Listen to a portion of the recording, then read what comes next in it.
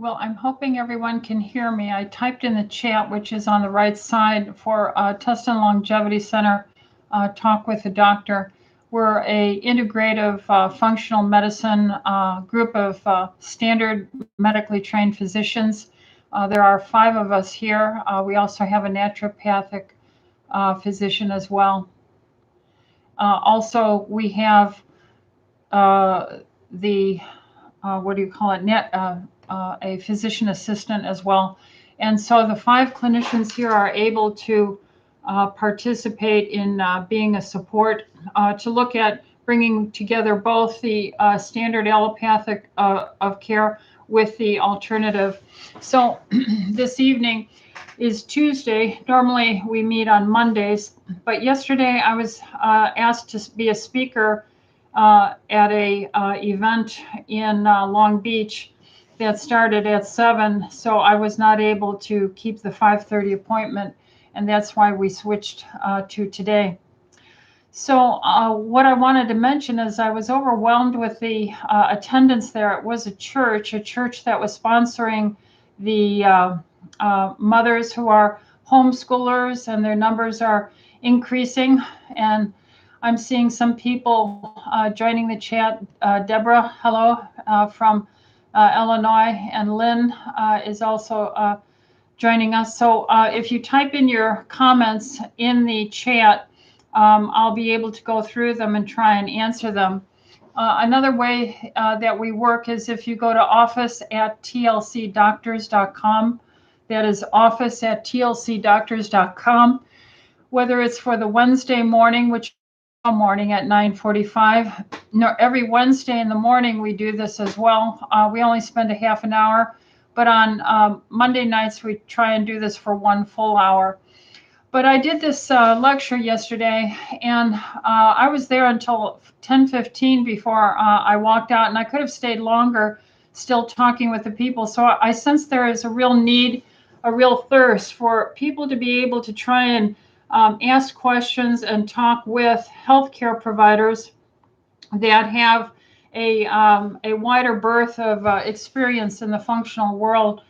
So if this is a good thing for you, if you feel that this is valuable, I would ask you to please subscribe to our Tustin Longevity YouTube channel, share it with a friend, ask them to subscribe and like it, and make a comment. I do look at the comments. I admit that I haven't looked at everyone, so if I've missed one, please put it in again so that I can try and get all of them answered.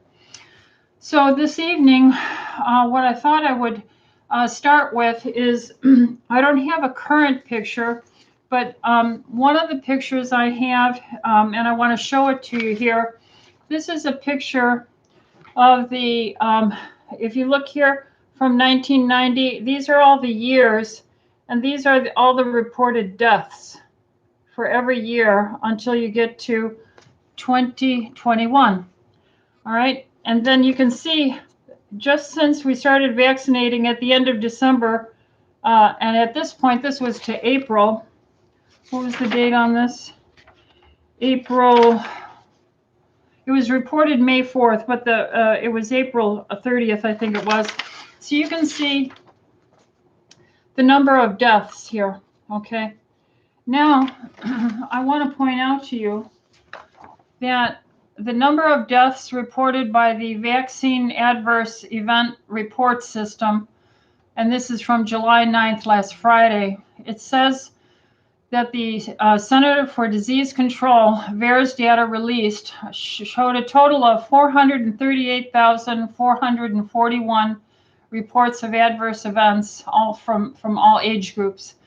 And the following, the vaccine, and that included 9,048 deaths, 9,048 deaths, and 41,015 serious injuries between December 14th and July 2nd of 2021. And so that's from the United States. Last week, it was something like just hitting the upper 5,000, almost 6,000. So it went up 2,000 people. So the rate of rise of the deaths are starting to appear to escalate. I wonder why this isn't reported on the TV, have a tracking record of the number of deaths reported to the vaccines. This is alarming. 40 years of practicing medicine as a physician, this is alarming. I wonder how many physicians are out there tracking this. Then if you look at the European Union database of adverse reactions for COVID-19 shots, they're reporting 17,503 dead, 1.7 million injured, of which 50% of them are serious. So that's the report of the European numbers. So if you add 17,503 and 9,048, I don't know what that number is. What is that? 17 plus 9 is 20, 25, 26, 27,000 almost closely, 26,000 dead. How many deaths does it take for us to have a voice as physicians and as the population of mothers and fathers and engineers and carpenters and plumbers and electricians and preachers and mothers and college students and adults and clerks and grocery shop owners and tailors, and how many deaths is it going to take for us to second guess the value of this vaccine? Now, one of the things is Pfizer was looking to have an emergency use authorization for the COVID booster shots. And of course, they're looking towards extending the shot experiment down to infants. But the CDC, FDA said the science is lacking. You think? I do know, I was just reading, I didn't capture the article title. I didn't have time to make a copy of it. But I understand as of today, they were told no for the emergency use authorization for the boosters for Pfizer. Now, this is most disturbing to me. I hope it's disturbing enough to create a pause, and I hope it's enough to want to get you to move into some action. I have a copy here of a Lake County, Illinois Health Department notice. It's called the Community Health Ambassador Outreach. The Community Health Ambassador Outreach, entitled, and this is their copy I have here, Door Knocking Project to Increase COVID Vaccine Acceptance. So they're training these people. They have questionnaires. I'm not going to take the time to read through it, but if you read this, this is mostly for people who are being asked to knock on the doors and assist people in getting the vaccination, and referring them all to the CDC site for the answers to their questions about the safety, of which I am fed up with seeing on Facebook and other social media when a question or a comment is being asked about these kind of numbers, which is from their own data. You'll see a pop-up that says these vaccines have been studied and are safe and effective. Now, I don't know what their definition of safety is anymore, and I don't know what their definition of effective is anymore. Now, what I want to do is in the lecture that I gave last night, I created a handout. And I guess what I'll do is I'll publish this at the bottom, post it here in the show notes. On this handout, what I did is I gave all kinds of lists to educate yourself. For instance, I have the Frontline Critical Care Clinicians Alliance website to go to, the Association of the American Physicians and Surgeons, their website, National Vaccine Information Center, nvic.org. That's Barbara Fisher's educational site on vaccine. Educational YouTube videos, Dr. Mobeen Syed, called drbean.com, and then Dr. Sehealt, who is on Medcram. I've brought that up many times. The Children's Health Defense.org, Del Bigtree's thehighwire.com. And then I have many posts here on how you go on the internet to look up your House.gov for your representative's phone number and mailing address, your Senate.gov for your senator's phone number and mailing address. And they'll have two. One will be their local number and the other is their number in Washington, D.C. office. I have the number to write the White House. And then I have the number for me here in Orange County, California, for the sheriff to post comments or ask questions. And so if you would like to see this, these are some of the frequent sites that I use in referencing. But lastly, what I want to bring before I ask questions is I would like all of you to go to the internet, and I would like you to look up, what is the name? FlemingMethod.com. FLEMING method, METHOD.com. FlemingMethod.com. And what is this? This is Dr. Richard Fleming. He is a physician. He is a PhD in science. I think he's got his PhD in infectious disease, maybe it is. And then his he also has a degree in jurisprudence, so he's a lawyer. So if you look up the Fleming method, FlemingMethod.com, what you'll see posted, you should see an image with his name, Fleming, PhD, MD, JD. And on the top bar, you'll see COVID-19 published research, best evidence, treatments. And then you'll see right in the center of the upper bar, Event 2021, Event 2021. That's what I want you to click on, is Event 2021. And what will be called up is a series of videos plus a PFD for publishing. It'll have the live stream of the event where you can listen to his lecture. He gave this 1 month ago, June 5th. It's 4 hours and a half long. So if I've watched it several times, and what I would like you to do is go through it one time, at least one time. So you can watch the live stream of the event. He goes through in detail Fauci's email, and the FDA knew about shedding.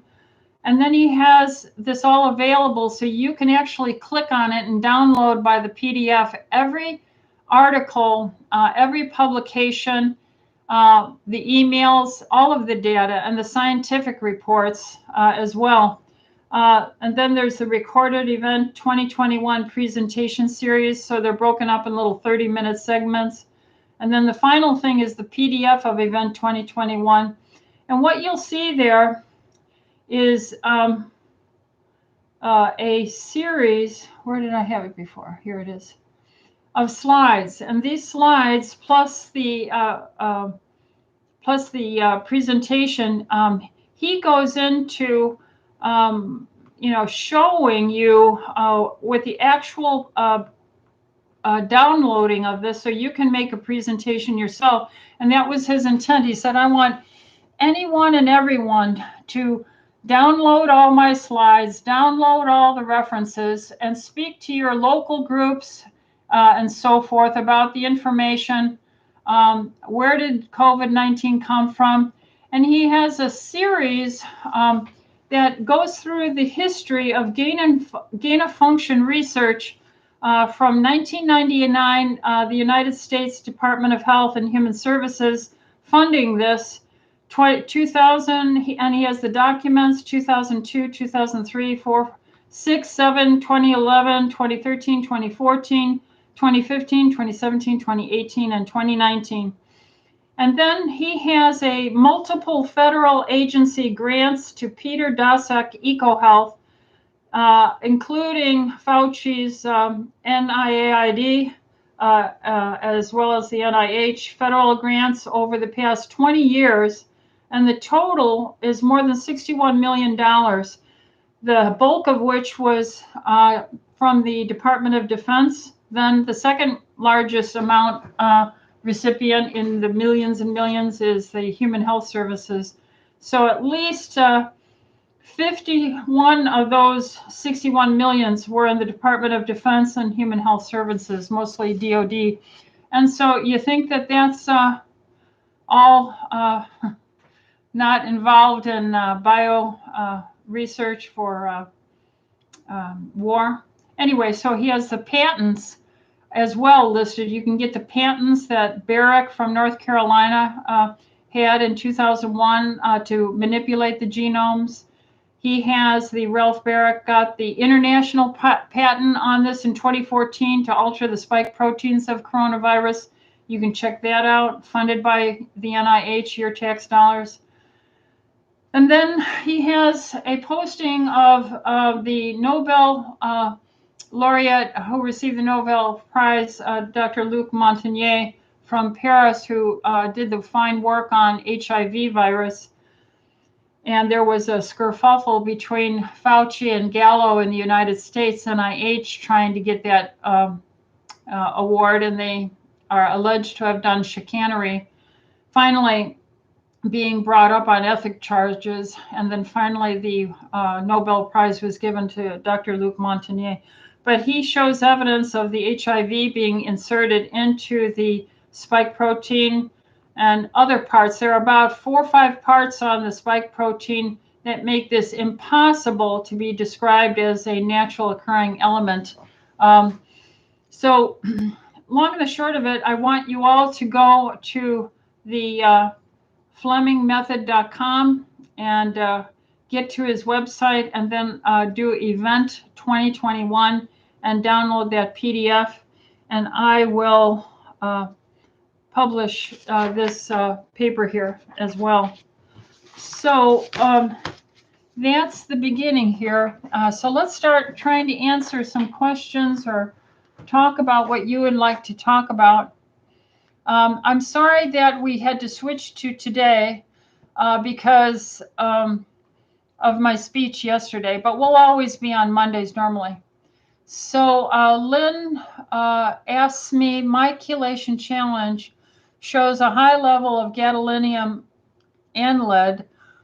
I have MS and have had a few MRIs with contrast. Please provide thoughts on sources of lead and any thoughts you may have on gadolinium. Well, I have an article here. If you go into the YouTube and look up tlcdoctors.com, and then when our website pops up, go to the blog. And on the blog, you'll see my article I published last year on chelation. And if you look in my references on that, I think I have like 32 references on that article. One of them is called The Neurotoxic Effects of Gadolinium, heavy metal. Gadolinium is just like any other heavy metal toxin. It's used in medicine for a dye to create a contrast. So when they have the x-rays, there'll be an interruption of that passage of the x-ray and you'll get an image reflected back.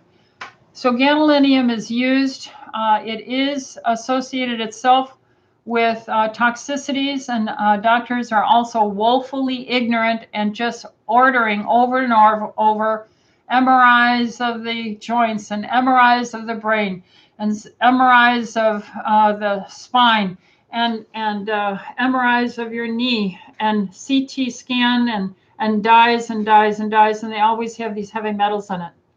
The good news is EDTA chelation pulls it out very nicely. The good news is EDTA is a broad spectrum means by which you can detoxify yourself of all these heavy metals, which we get. The gadolinium primarily is in medical science imaging studies, but the air we breathe, the water we drink, the food we eat, even if you're going for organic foods, are all tainted with heavy metal dust that's coming down from the sky. We have geoengineering, stratospheric geoengineering, which is basically chemtrails that have in them aerosolized nanoparticulate aluminum oxide, barium oxide, strontium oxides, and other metals, which create a tiny, tiny nanoparticulate blanket in the air above the land that you can bounce off this electromagnetic energy, communication, radio communication waves. You can alter weather with this. You can heat these electromagnetic nanoparticulates in the atmosphere up, and you can steer weather, and you can use it for warfare. And it's been going on since the 1940s. So these heavy metals have been falling. Industry has been using heavy metals. It's very important in the technology of our communication here on the internet live. It's in your phones, it's in your computers, it's in plastics. It's in our environment, but the good Lord has given us information to detoxify from this. It is not made known in the training of physicians. It should be made known so that you can help your patients, because this buildup of heavy metal toxins creates static, you might say, in electrochemical messages, because we are basically batteries. All of us, every cell, every membrane, from the outside to the inside of a cell, you have to go through that membrane, and that's affected by your salts, your minerals, your electrochemical messaging. And if you can put, so to say, aluminum dust and lead dust and arsenic dust and strontium dust and cadmium dust and uranium dust. By the way, when I did these tests, Lynn, back prior to 2011, March, almost you would never see uranium. But after Fukushima incidents, by June of 2011, 3 months after that event with the nuclear reactors, every single person started showing uranium in their heavy metal challenges. So it's in industry, it's in the air, it lands on your organic food, it's in medical technology for imaging dyes. And so every doctor should know how to help every single patient and offer this. Dr. What was his name? Dr.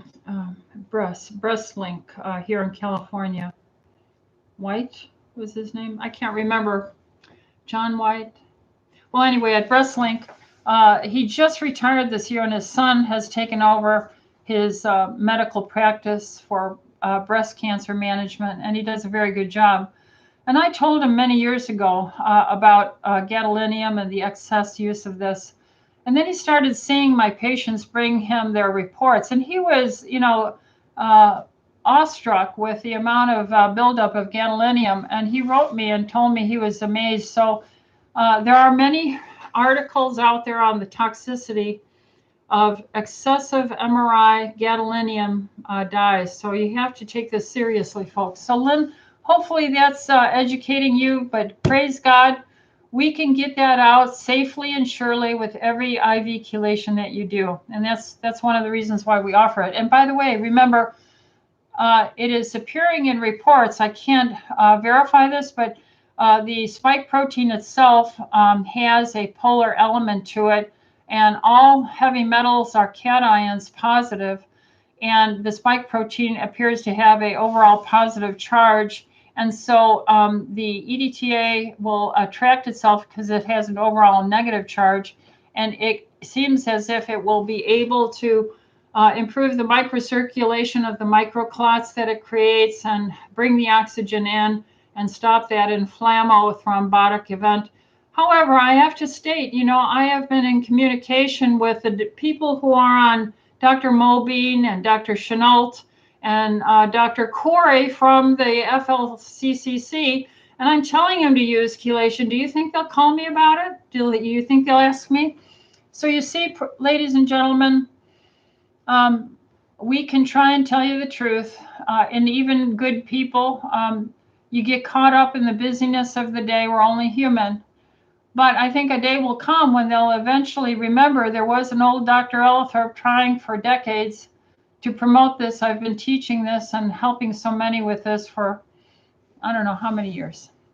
Anyway, so Deborah, she asks, I'll be having my first chelation treatment done this Friday. Does chelation also help with a buildup of plaque and carotid artery in the neck? Well, I am going to say that there isn't, the double-blind randomized controlled trials of so many people getting an IV thinking they're getting chelation and they're not, versus another group getting an IV chelation and they're really getting it, and using the carotid artery calcium plaque measurement and getting an outcome. So I can't tell you that this study exists. What I can tell you is, as a clinician of 40 years, and using this, and many people that we both know, Deborah, that had used it and benefited from it. You have to understand that when I see someone who was walking and having angina, just a slow walk, and then they do 30 IV chelations and they're not having angina anymore, then you tell me where the improved blood flow and oxygen to the heart tissues and muscles is coming from. So my answer is yes, the plaque should reduce, but you've got to be low carb. You should take systemic enzymes. You should not eat late at night. You should only eat roughly in a 6-hour window of time. Drink plenty of water. Don't eat late. I think I said that already. And then I believe in taking vitamin K2, MK7, like about 180 micrograms a day. I mix that in with my vitamin D. So I'm on that all the time. I chelate at least once a month for maintenance. I've done well past my 30 IVs. And I would just tell you that we see these great improvements. There is no study saying it, but from a clinician's point of view, yes, I have seen this dissolve or thin or reduce. I've even had a patient who did the nuclear perfusion scan with gadolinium on the heart. So they were doing a stress treadmill without the perfusion, and then they gave the perfusion of the dye, and you could see that during his stress and exercising, and he was like 80 years old when this happened, you would not see a part of the heart. There'd be like a spot, a hole where there would be no dye getting to the meat of the heart. So there was a perfusion study of the heart. So we knew he was having angina because no blood would go to that part of the heart. So he obviously had ischemic heart disease. And it was well defined by exercising and then receiving the infusion of the nuclear medicine scan.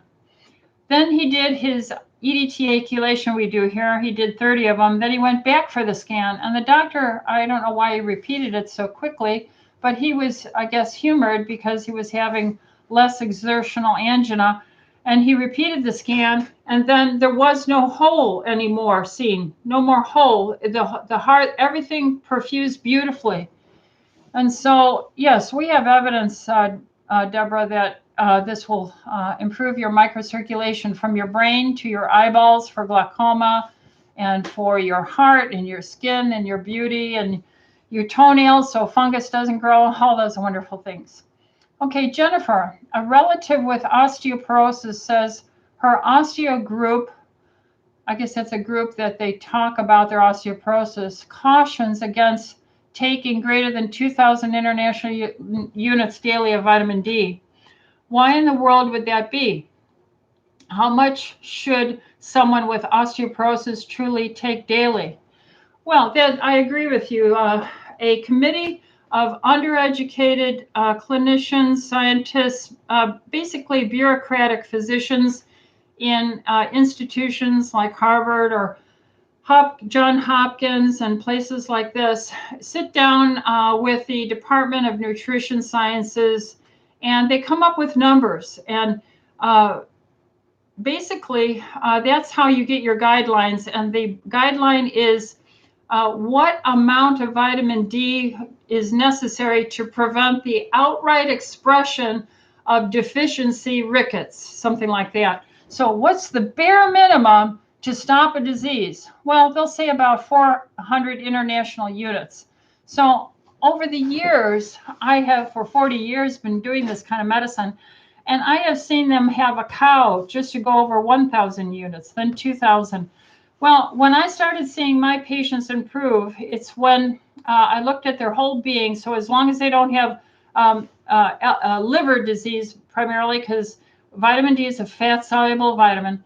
If they have normal liver functions and no chronic serious metabolic problem, they should be easily able to handle 5,000, 10,000 international units every day. And a good doctor who does a complete metabolic panel will see the liver enzymes there. And with those liver enzymes, he will realize they're normal. And you're taking how much vitamin D? Oh, I take 5,000 or 10,000. I take 15,000. And the liver enzymes are always normal. Well, obviously that means that they're on a safe level, because the fatty vitamins, fat-soluble vitamins, are metabolized in the liver, and if it's too much, it'll harm the liver, and you'll get the calcium serum levels. If the calcium serum levels are too high, then you know that you are taking too much vitamin D. So a good doctor will check your chemistry within a month or two, maybe 3, after you start taking this, to show you're tolerating that very, very well. So absolutely, there is no nutrition taught in medical school. It's been controlled by the pharmaceutical industries for their making money, and the insurance industries controlling how it's authorized to be practiced. So we are literally a trapped organization, almost by a criminal syndicate, in my opinion. Why? Because Pfizer has been brought to court for billions of dollars of felonious found charges for bribing doctors and so forth, and paying them off. So has Johnson & Johnson. So has these many other pharmaceuticals. So don't tell me they're not a criminal syndicate. They are. They just don't go to jail for it. They have so much money. Their crimes bring them so much money that they can pay off judges and everyone, and keep their image looking good. So that's unfortunate. She also goes on to ask, when one eats very healthy for a while, no sugar, very low carbs, taking Juice Plus, etc., but loses too much weight, what causes the drop in appetite, even with exercise? Any way to increase the appetite? I guess join the food channel. I would say we have to, by discipline, I would just work to eat the prime rib type of beef and eat the fat with it. Don't cut the fat off of it. There's 9 calories of fat for every gram. There's 4 calories in every gram of protein and carbohydrates. So you have to just, with purpose, eat higher fat contents. You might add some oils to your diet by taking some extra virgin olive oil, and take 4 tablespoons a day, and so forth. So butter your steaks, butter your chicken, and that might help you, Jennifer.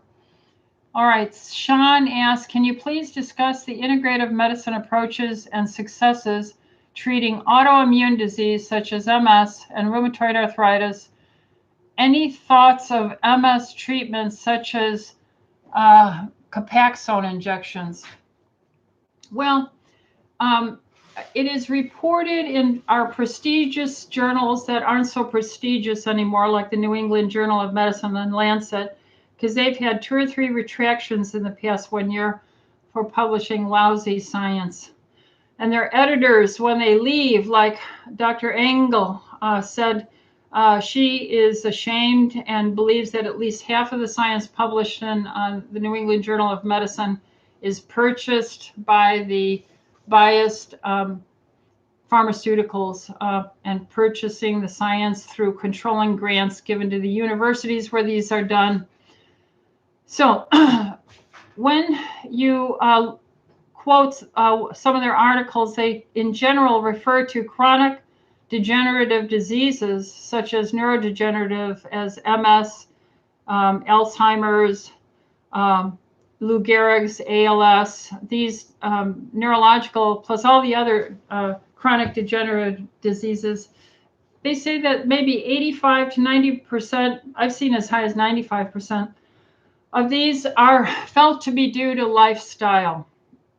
So the argument goes that most of the world comes to you through your mouth and what you're eating.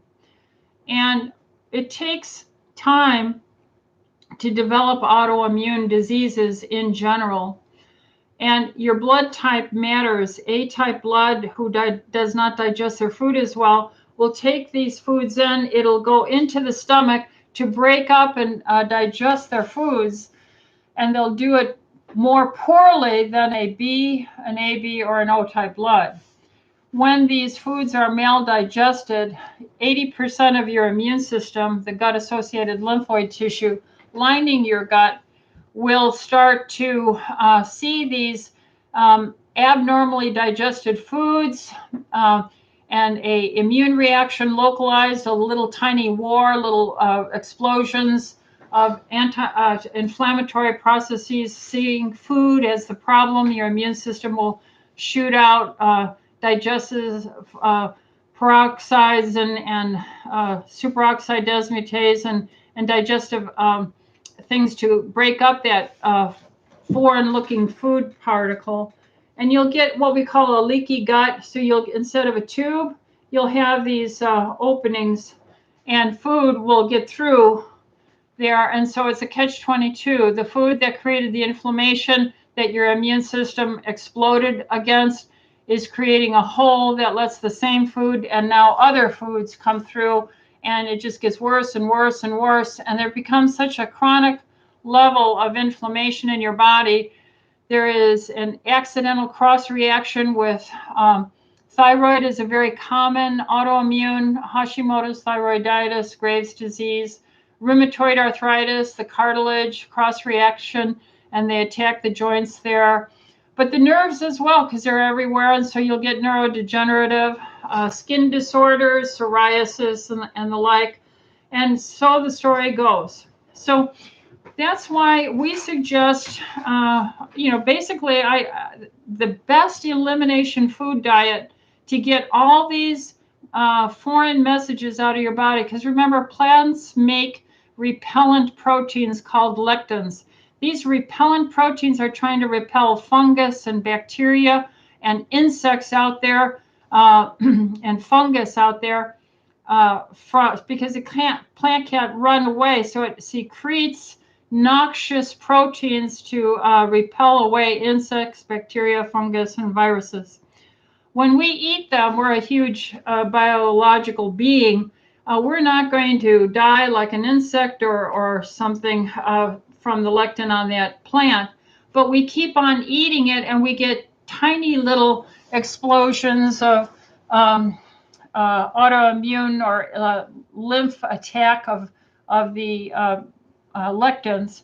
So there's phytates, there's oxalates, there's tannins, there's all kinds of lectins, and we're taking them in. So the argument is made that even if you eat standard USDA grade stockyard meats and chicken and pigs, they are given the same plant-based high carbohydrate starch to fatten them up. And so when you eat what you ate, even though you're not eating a piece of corn, which is one of the top 6 allergens, that beef ate a ton of it right before to fatten it up to slaughter you. So it has a lot of the lectins in it. And so you're indirectly getting those plant inflammatory molecules.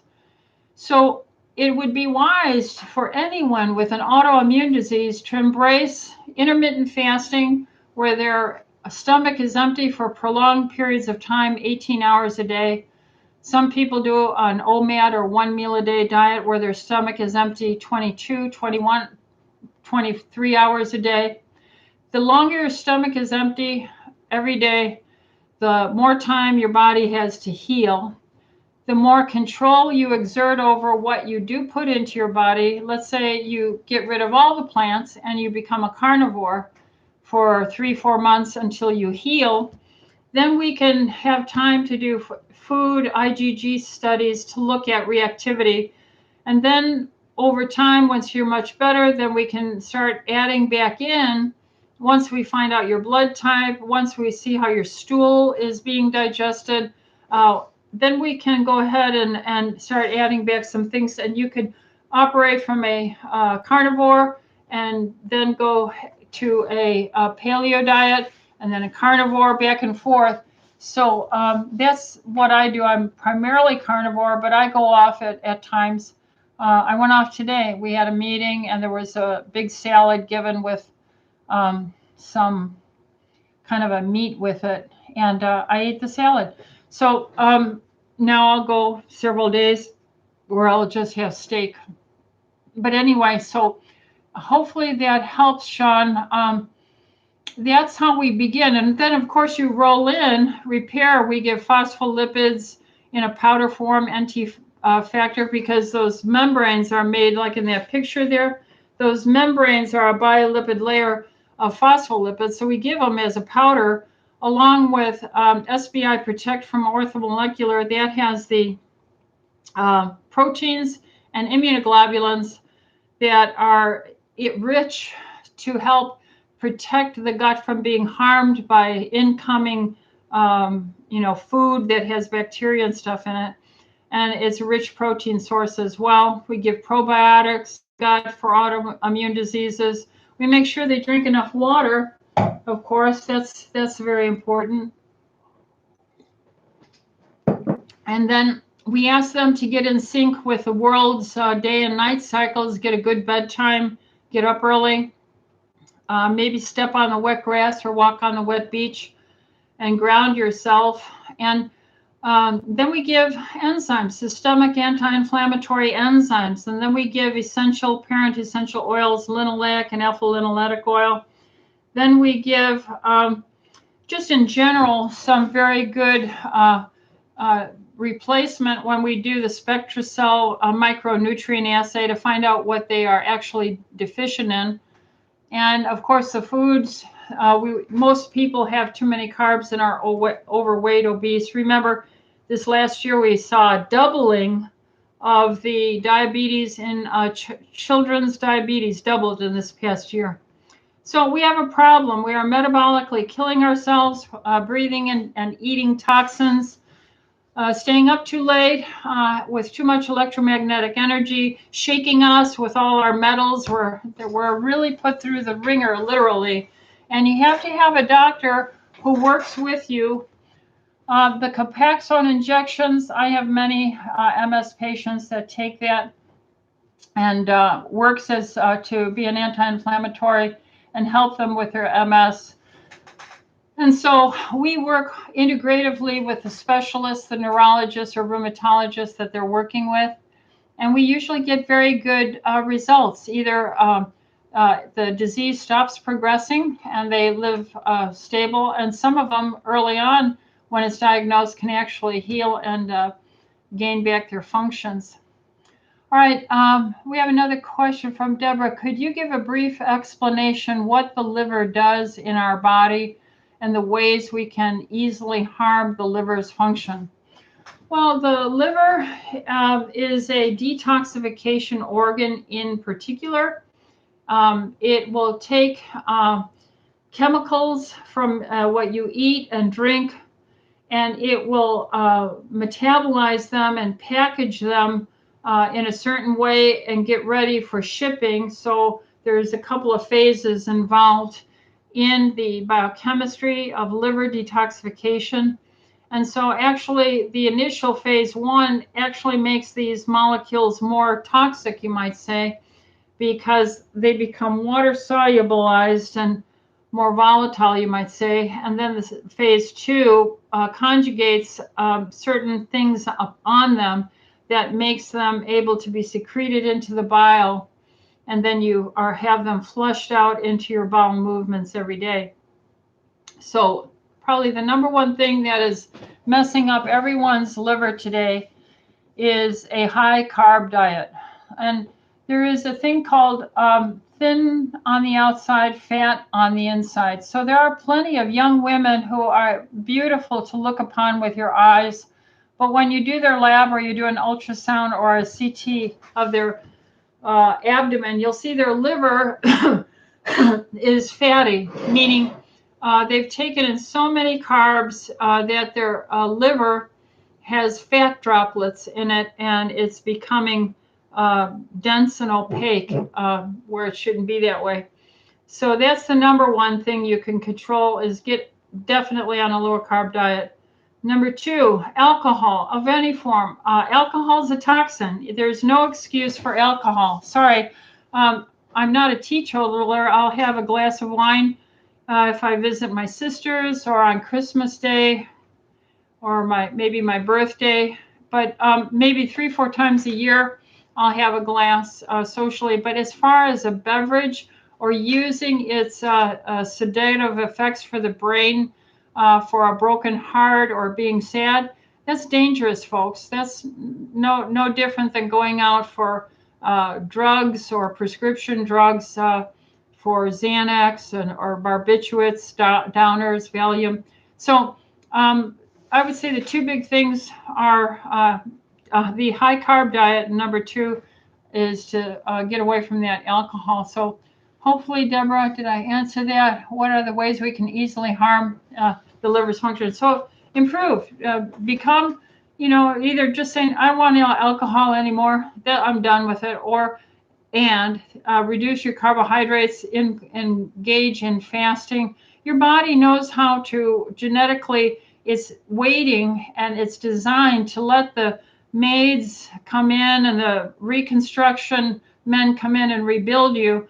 But if you're constantly sending in a bad storm of carbs and alcohol, the maid isn't going to come to fix up the room, and the men aren't going to remodel your house anymore. So you'll just chase them away. Damien asks, can you explain the difference between the vegetarian formula in your clinician's preference oils as opposed to omega-3 oil capsules from fish? Well, they try and use let me see if I have the jar here.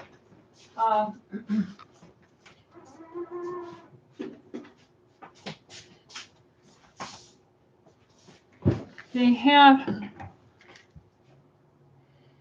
didn't know that they're saying vegetarian capsules have gelatin. So this is not a vegetarian capsule. You can get some capsules. It's very costly, but you can use a vegetarian to be the capsule for it. So this does have gelatin in it. Now, in biochemistry and organic chemistry, the cell membrane, let me get the picture down here.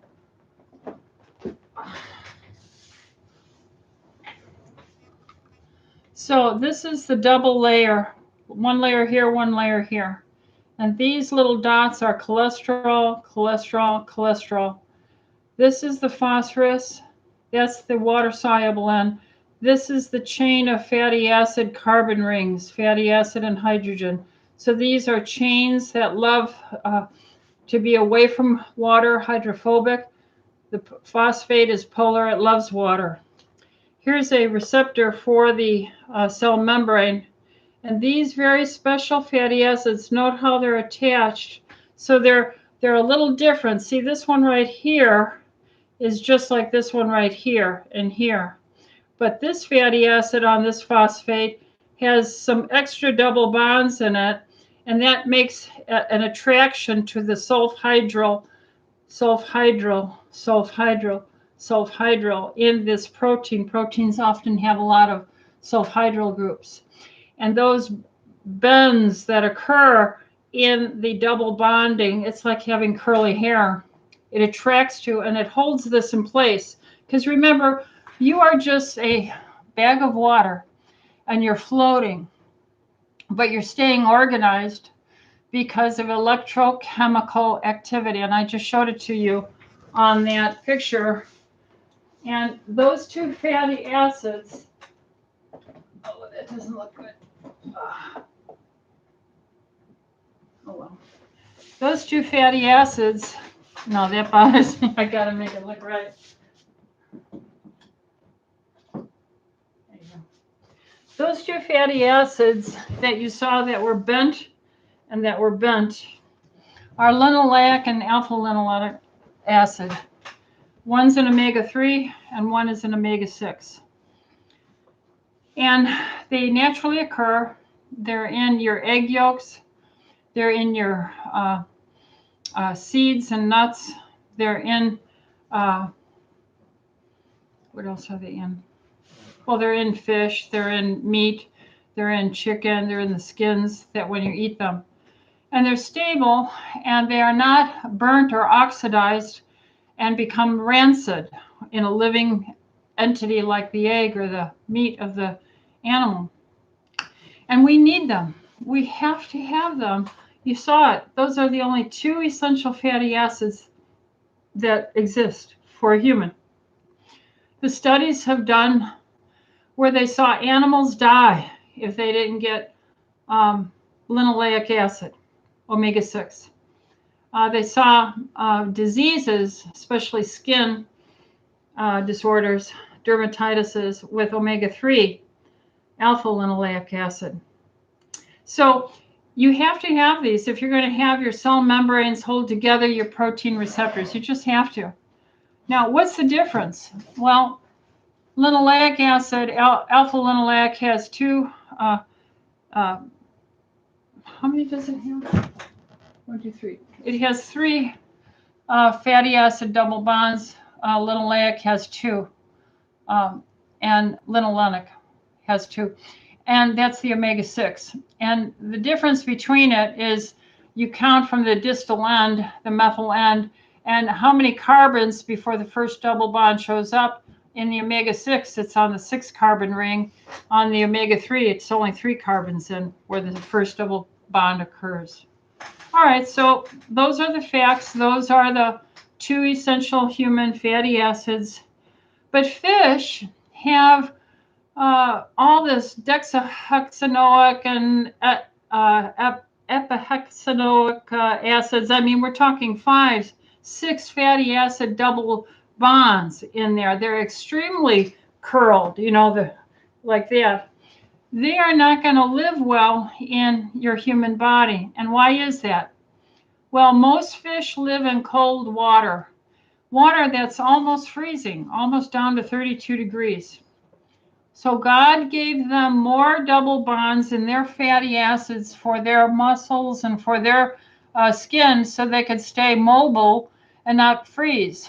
It would take more coldness to freeze a fish than it would to freeze a human being because we have less double bonds.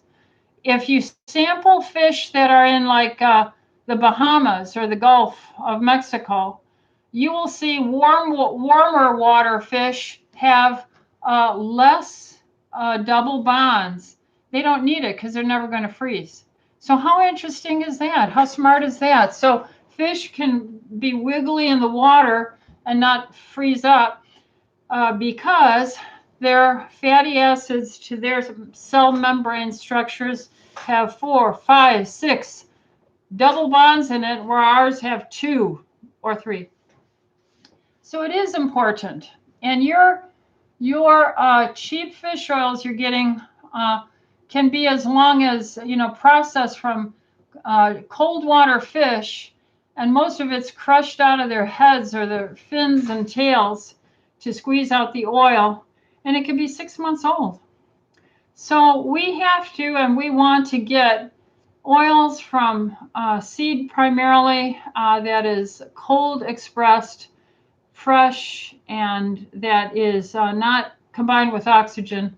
So that's the difference. So we don't need the dexahexanoic and DHA and EPA, these multi double bond chains.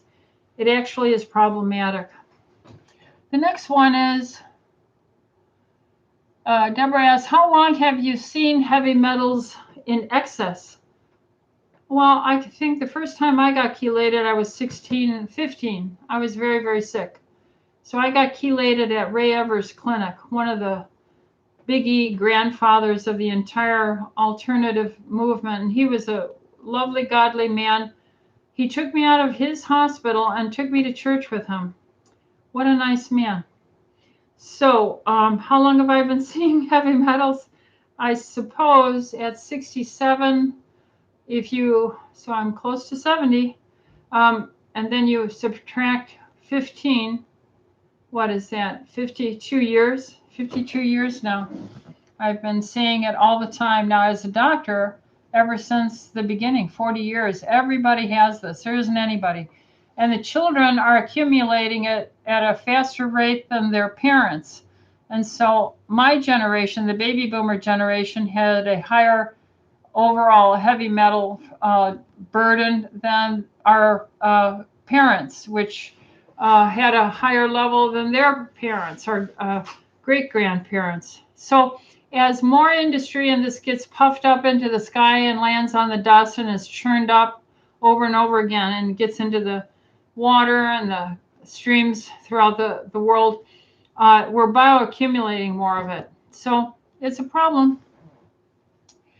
Carol asks, do you know anything about deuterium depleted water? Yeah,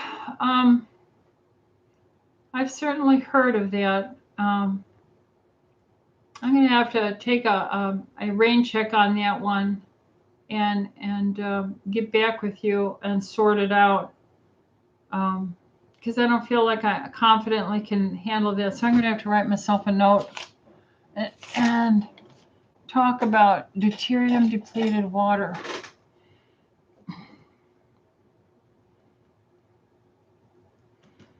Well, water, H2O, the hydrogen molecules are valuable hydrogen. And they're used in our bodies to move electrical currents, to transfer electrochemical information through many, many processes. And the more we have water that's stagnant, more we have water that is under-oxygenated and broken up. The molecules of water can be broken up. And the behavior of these molecules and their layers and against membranes, and we're full of membranes in our cells, all is extremely important. And so I'm going to have to look into that more, Carol. I'm sorry I can't give you an answer, but water is absolutely important, and I filter all of my water. I like, basic water, pH water, driven electrochemically by those platinum plates on the Kangen machine. I like that. Carol says, how do you suggest we get rid of parasites? Well, how do you know you have parasites? I mean, we actually are a being, and we have all over our skin, all over our eyeballs, the film of it, our lips, our nostrils, our hands. there are microorganisms anywhere you swab on a human being, even right after they take a shower. You're going to see bacteria and fungi and viral abilities to culture. If you look at our gastrointestinal system, you're going to see maybe trillions of cohabitation with bacteria, viruses, and fungi. Actually, if our actual cell is, they say there's 4 trillion cells in a human body, and you say how many are in these tube as bacteria, fungi, and viruses, you're talking, you are probably more a virus bacteria walking around than you are the actual structure of who you think you are. So we've learned so much. So how do you get rid of parasites? Well, you want good bedfellows. You want good traveling bugs and with you. And they help to produce some of your vitamins. They help to produce short-chain fatty acids that help protect you from cancer. Butyric acid is one of them. So the relationship between you and your microbiome, is what they call it, is very important. And so that's why I like doing a complete digestive stool analysis. It's the closest thing I can get to as a clinician to see how inflamed your gut is, because I can see inflammatory waste products, inflammatory white blood cells, red cells. I can see undigested food, vegetable and meat. I can see the predominant groups of bacteria and such and fungus in your body. And so it's very good to create some control about what goes down this throat, the time you eat, how late you eat, and how much water you drink, and how much sugar, because all that sugar will feed predominantly the more bad bacteria, fungi, and viruses. So the more sugar you eat, the higher your candida fungal count will go up. The less sugar, it'll come down. The more good bacteria making butyric acid, short-chain fatty acids will improve. So if you do that, then you'll be able to not worry about parasites. Now, if you're on a trip to a country where their water system is not treated, you know, you could always pick things up, and that's what we're here for as doctors, to look at. But to take things and say, I'm taking this to prevent parasites, I think I would turn that focus of your energy into not eating late, only eating in a 6-hour window of time consecutively and 18 hours empty, drinking the water, moving your body with some exercise daily, lowering the carbs dramatically, and that alone will extend your life, just doing that rather than worrying about parasites. Now, there are parasites, and, you know, malaria and worms, tapeworms and stuff, Ascarides and so forth.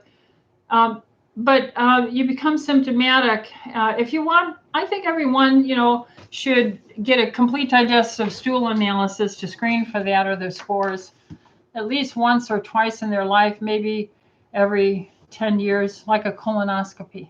Okay. So Debbie, my friend who's a vegetarian thinks a carnivore diet is bad for your liver. Well, it depends on what you're eating as a carnivore. If you are eating corn-fed, grain-fed, stockyard, antibiotic, steroid-treated cows and pigs and beef, you know, then you are eating something bad. But if you are eating grass-fed, the biochemical sampling of the muscle tissues and fatty acids that are in a grass-fed and finished beef are diametrically opposed and different to the biopsy of your USDA grade terrorized beef fed on the stockyard with the drugs and antibiotics and steroids. One's very inflamed, the other's normal. So they're misinformed. So you'll just have to tell your vegetarian friend that they have to open their eyes and realize there is a political or synthetic things that look like meat, because it's all a money-making scam. And I don't want to be a part of that experiment either. I believe in the most nutrient-dense food is beef, eating meat, eggs, chicken with the skin, pork, things like this. Vegetarians are all well known to have B12 deficiencies and other B vitamin deficiencies. And so they have amino acid deficiencies very often. So why are they so proud to talk about the vegetarian diet when it's, to begin with, it has known deficiencies for a human body in multiple areas? And I unfortunately see the end result of these dear people who are deceived by like the China book. There's a China book. Anyway, it doesn't define the parameters. Was the beef that they used grass-fed and finished, or was it the same corrupted, grain-fed, plant-based corrupted cow, or they raised the salmon in a tank fed corn? I didn't know salmon ate corn.